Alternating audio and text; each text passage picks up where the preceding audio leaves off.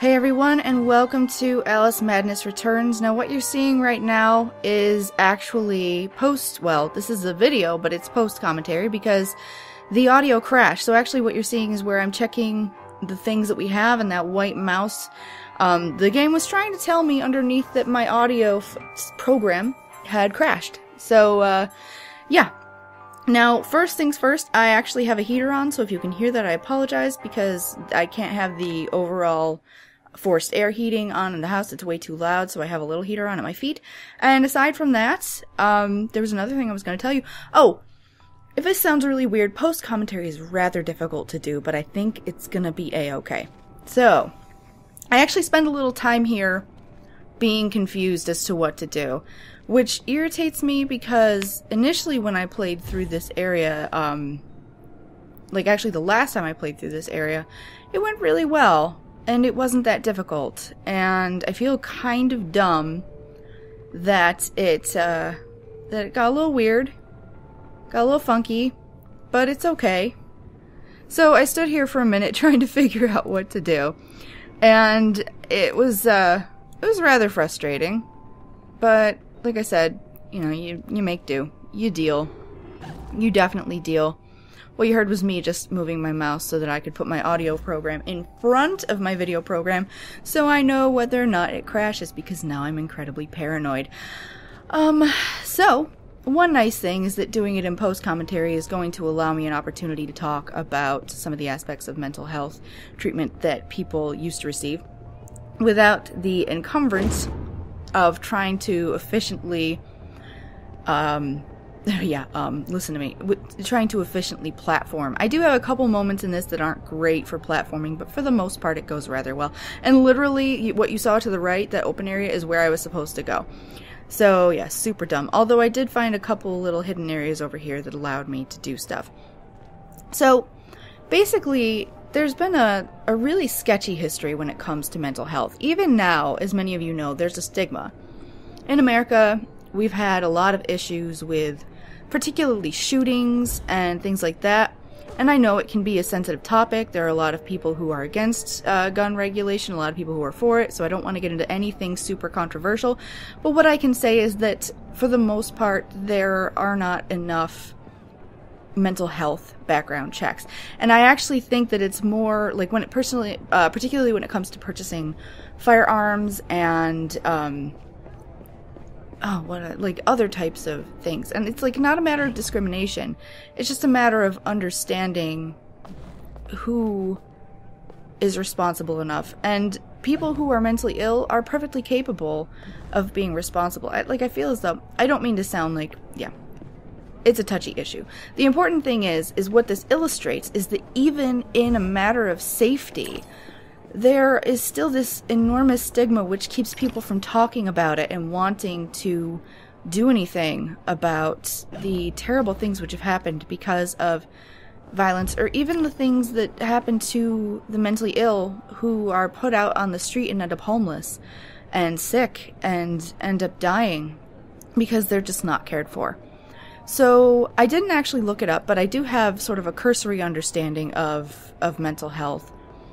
And I used to be fascinated by, like, paganism and things like that. Now, the interesting thing about paganism is that in many, particularly shamanic cultures, which isn't exactly the same thing as, like a Celtic pagan or even a Slavic pagan or anything, there are different variants. But the really interesting thing is that for a very long time, in particularly, like I said, shamanic cultures, it was looked upon as mental illness being sort of a benefit. These people were viewed as being wise, and yeah, I was having issues with the controls there, as being wise and capable of sort of traveling between realms and having an understanding of the two. And this is not a matter of whether or not you believe that. I'm definitely not denigrating that. People can believe what they want to believe, but it is a fact that it's kind of clear. Well, it's very clear that people who were mentally ill were often revered in these particular societies. Whereas in other societies, they were either viewed as eclectic geniuses or idiot savants or just idiots or sick or whatever, there was no general consensus on how to treat these individuals. It had to do with their wealth and their background and their breeding and their experiences. And I think it's kind of interesting because these days, eccentricity, you know, quote-unquote eccentricity, isn't viewed as being as wonderful as it used to be. Like, for example, if we're looking at a later example, Vincent van Gogh, he was very tormented and very clearly mentally ill, and now it's actually thought that he had porphyria, which is the same disorder that I have, which causes mental illness if it's untreated. And there was also an element of depression. I'm going to be quiet for a second. There you go. You can read the text there. Sorry about that. I will try not to talk over those. But, you know, that's an example of... Now, of course, his art did not sell while he was alive, and he was viewed as being incredibly mentally ill and a drunk. And when he died, he became famous, obviously, as many of you know. So, oh man, I'm just totally screwing all of this up. But I think all of you remember, or you realize what I'm talking about. So where he was considered eccentric, but in a very bad way.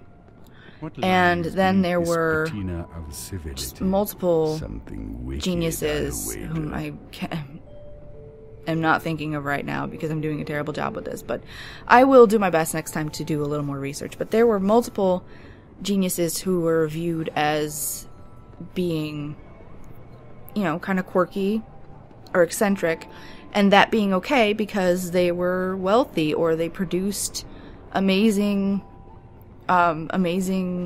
art, or they had a mind for God, any sort of thing. Like, they had a mind for numbers, or they had a mind for words.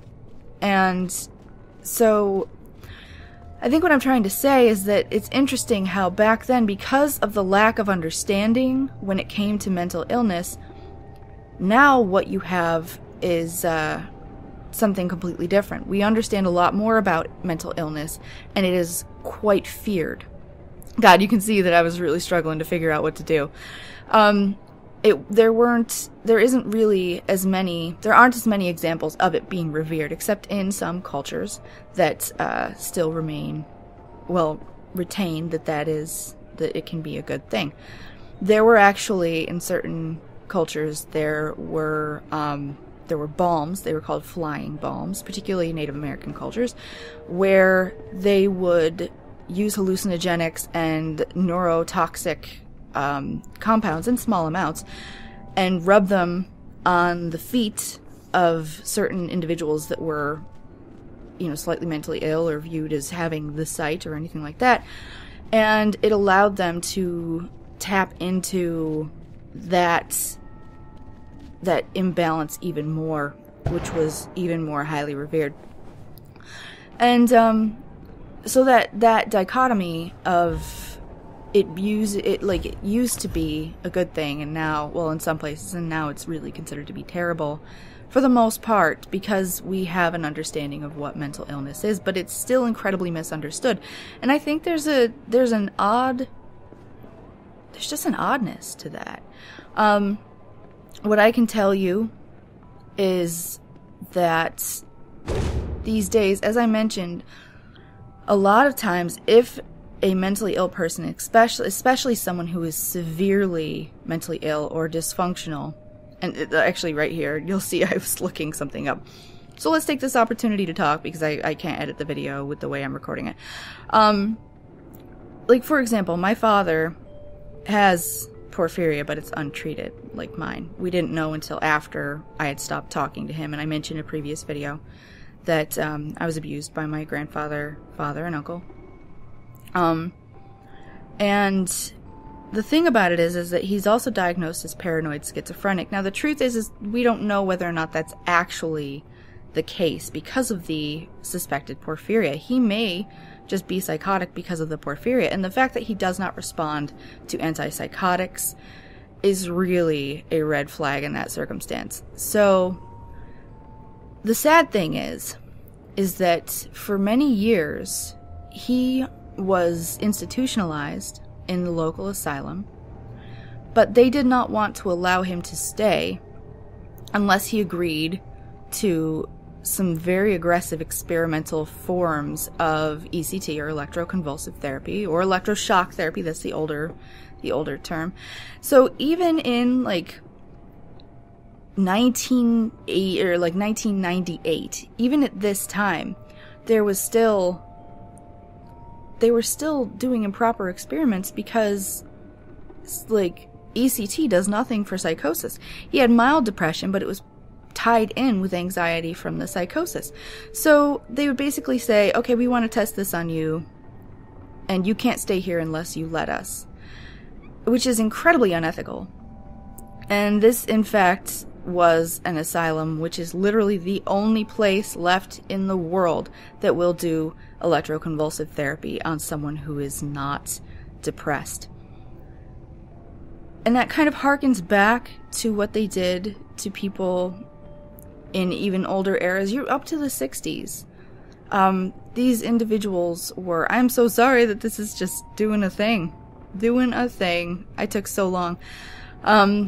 Yes, it's very sad that these individuals were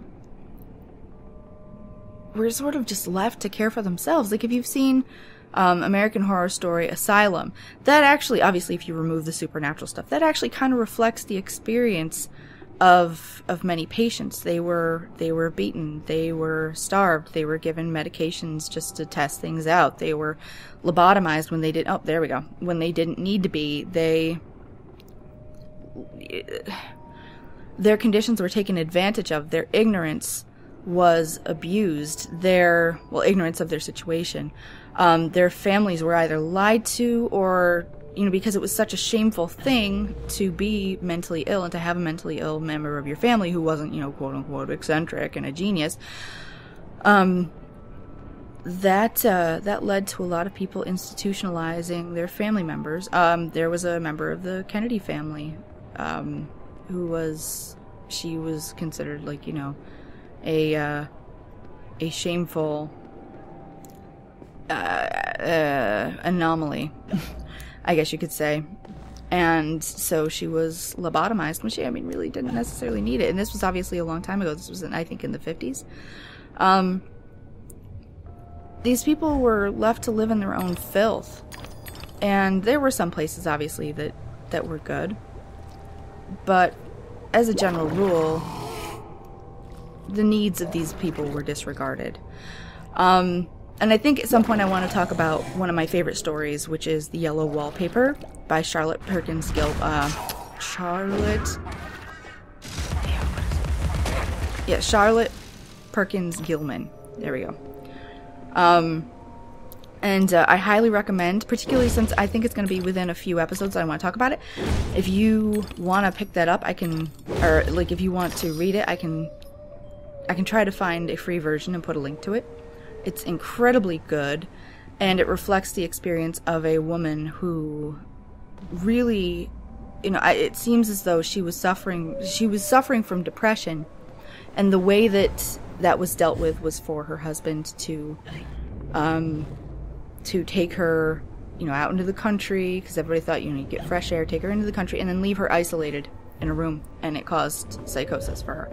So, obviously we'll talk about it in more depth, but also there were implications, enormous implications, that for people who, persons of color and women, or the, people who were viewed as deformed.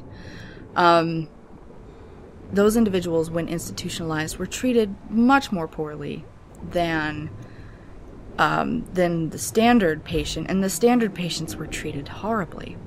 So, I guess I still have a frustration, because I have myself been, in an institution, not for long, but I was taken to, I was very upset one night, and, I was just sort of in a manic panic attack.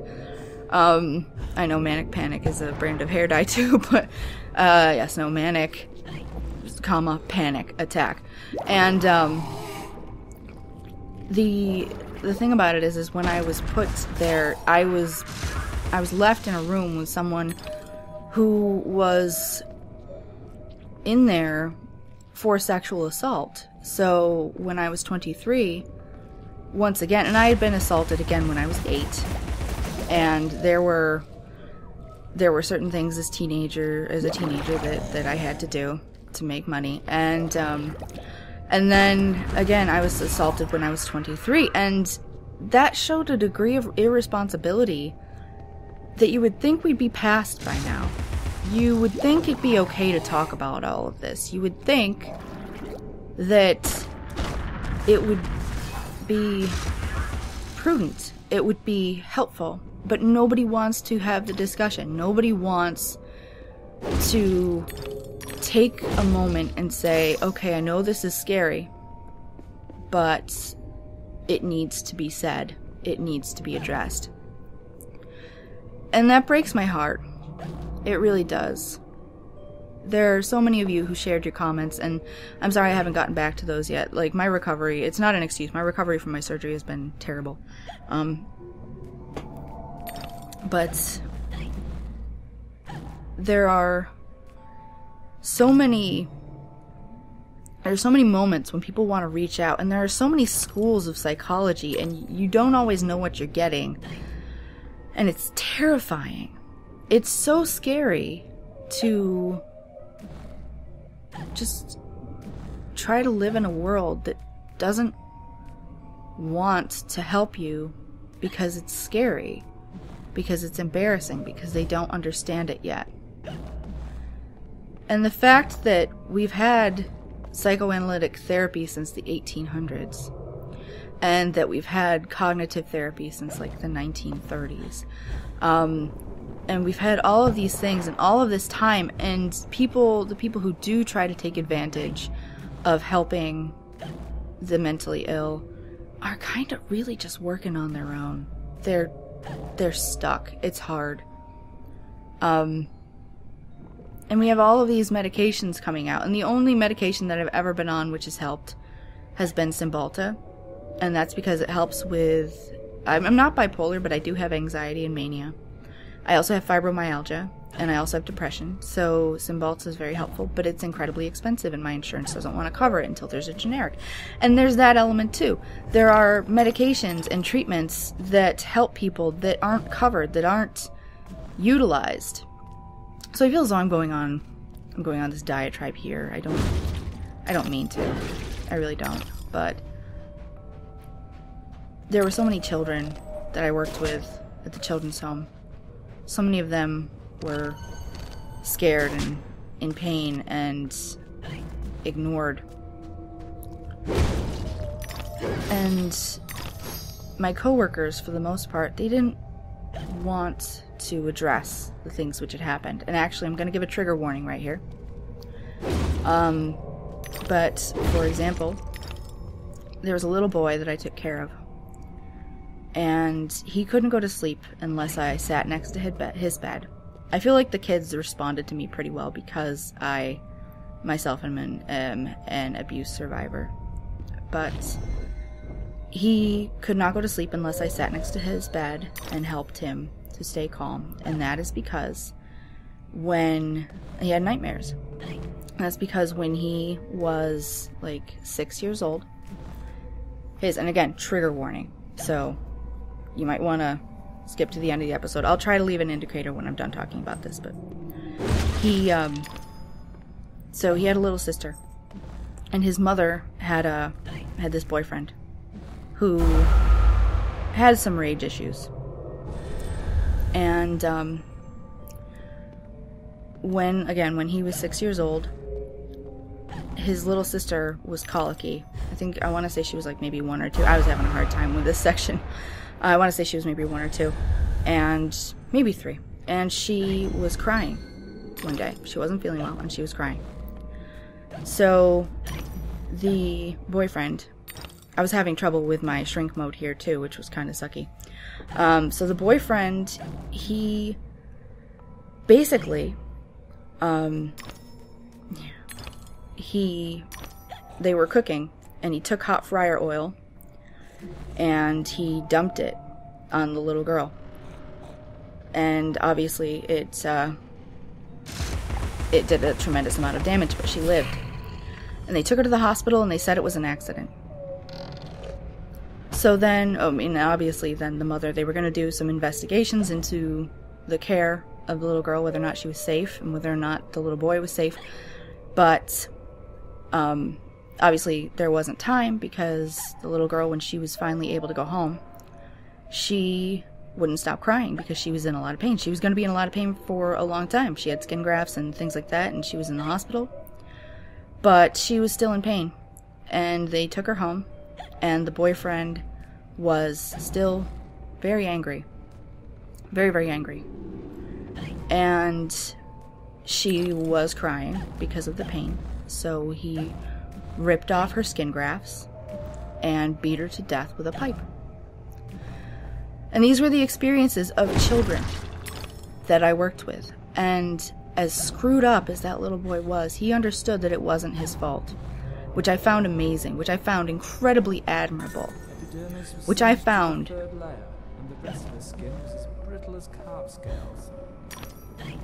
Wow, actually, it's kind of dark in respect to that.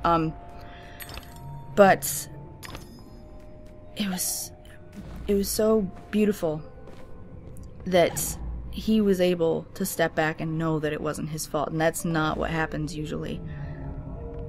And it just illustrates that maybe had the issues in that home been identified, this man very clearly had anger issues. He had gone to anger management, but maybe had that been investigated more, that little girl would be safe, that little girl would be alive, and that little boy would never have been sent into my care, where he lived for the entire year that I worked there, and he lived in abject fear that that nobody could love him, but he did know it wasn't his fault, but he still felt scared all the time. And okay, that's the end of the story. I'm very sorry. I know that's a hard thing to hear. A lot of people don't handle it very well. But that was the type of thing I dealt with at the children's home. And honestly, I wouldn't... If I were well, I know I do YouTube, but if I were well, I would go back there in a heartbeat. Because those children, before anything else, they just need love and appreciation and understanding. And what's nice is that for them, at least, their mental well-being was looked into. That's not always what happens. These things aren't caught early. Public schools are overwhelmed with just sheer numbers of kids. The video's actually going to be over pretty soon.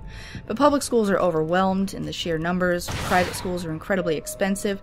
Funding is almost non-existent. And then in the end, a lot of parents don't want to talk about it. A lot of parents don't want to address the fact that their kid is not well. Yeah, I had a hard time with this here too. They don't want to talk about it. They don't want to deal with it. And I understand. It's scary. It's very scary. But the most responsible thing that we can do as a culture, the kindest thing that we can do as a culture, is have the mercy and have the courage to admit that we don't understand something that's this important. So, that's my thought on that. And, yeah, this episode's going to be over very quickly. As you can see that I had some platforming issues. I'm very sorry that I was just standing still for part of it. I hope that my discussion of all of this has actually helped some of you. I hope it hasn't traumatized you. I understand that it's all very scary. I've been there. Many of you have been there. Pretty much everybody's life is touched by mental illness, and pretty much everybody has their own story to tell of intolerance and fear and being misunderstood. Even if it seems small, it's not, because it affects you.